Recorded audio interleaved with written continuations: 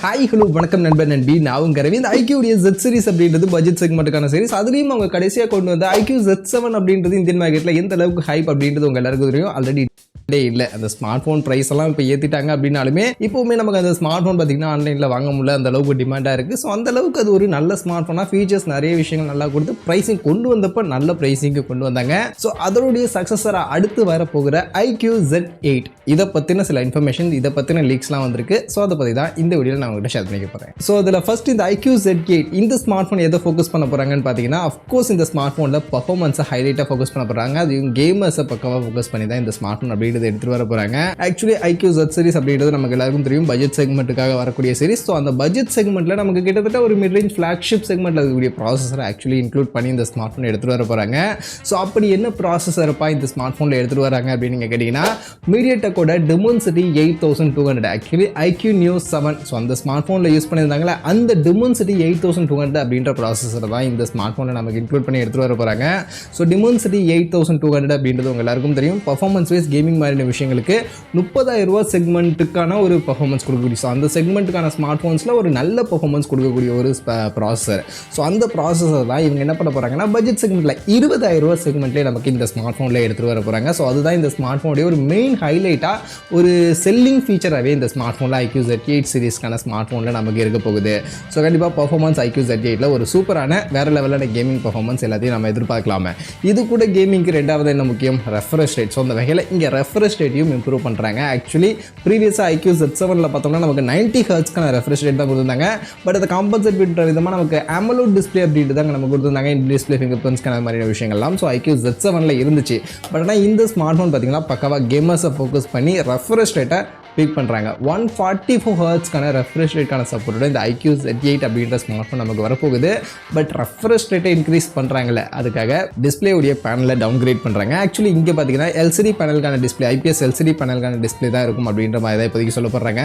So அதனால் 144 hertz refresh ரேட்கான ஒரு LCD பேனலுக்கான டிஸ்பிளேவா IQoo Z8 நமக்கு இருக்க போகுது. ஸோ LCD பேனல் அப்படின்னும் போது அஃப்கோர்ஸ் இந்த டிஸ்பிளே ஃபிங்கர் பிரிண்ட்ஸ்க்கான இதில் கிடையாது, சைட் மவுண்டட் ஃபிங்கர் பிரிண்ட்ஸ்க்கானதோட இந்த ஸ்மார்ட் ஃபோன் IQoo Z8 வரும் அப்படின்ற மாதிரி நமக்கு சொல்கிறாங்க. மற்றபடி பேட்டரி அஃப்கோர்ஸ் 5000 mAhக்கான பேட்டரி கெப்பாசிட்டி மோஸ்ட்லி இந்த ஸ்மார்ட் ஃபோனில் இருக்கும் அப்படின்ற மாதிரி தான் சொல்லப்படுது. பட் ஆனால் ஃபாஸ்ட் சார்ஜிங்கை அப்கிரேட் பண்ணுறாங்க. ஆக்சுவலி 120 வாட்ஸ்க்கான ஃபாஸ்ட் சார்ஜரையும் இங்கே பட்ஜெட் செக்மெண்ட்டில் 20,000 ரூபா செக்மெண்ட்டுக்கான ஸ்மார்ட் ஃபோனில் எடுத்துகிட்டு வர போகிறாங்க அப்படின்ற மாதிரி தான் இப்போதைக்கு சொல்லப்படுது.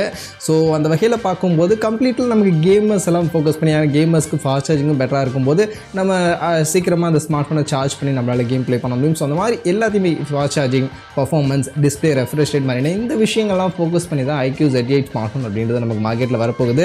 மற்றபடி இதோட கேமரா பர்ஃபார்மன்ஸ் என்ன இருக்கும், கேமரா ஃபீச்சர்ஸ் என்ன கொடுக்க போகிறாங்கன்னு கேட்டிங்கன்னா, ஆக்சுவலி கேமரா ஃபீச்சர்ஸை பற்றின அப்டேட்ஸ் எதுவுமே இப்போதைக்கு நமக்கு வரல.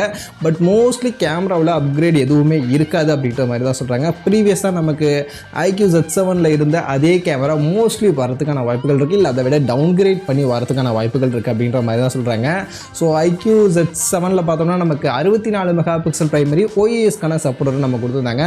ஸோ மோஸ்ட்லி இதுலேயுமே OIS சப்போர்ட்கான கேமரா 64 மெகா பிக்சல் கேமரா இருக்கிறதுக்கான வாய்ப்புகள் இருக்குது. And supportive camera 8 mega pixel 2 mega pixel மாதிரியான கேமராஸ் இருக்க வாய்ப்புகள் இருக்குது.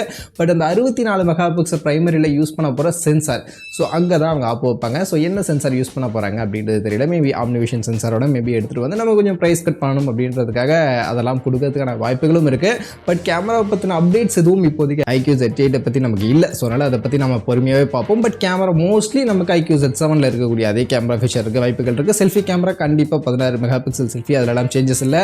இது போக நான் சொன்ன மாதிரி சைட் மவுண்டட் ஃபிங்கர் பிரிண்ட்ஸ் மாதிரி இந்த ஃபீச்சர்ஸ் பேக் பண்ணி தான் நமக்கு IQoo Z8 அப்படின்ற ஸ்மார்ட் ஃபோன் மார்க்கெட்டில் வரப்போகுது.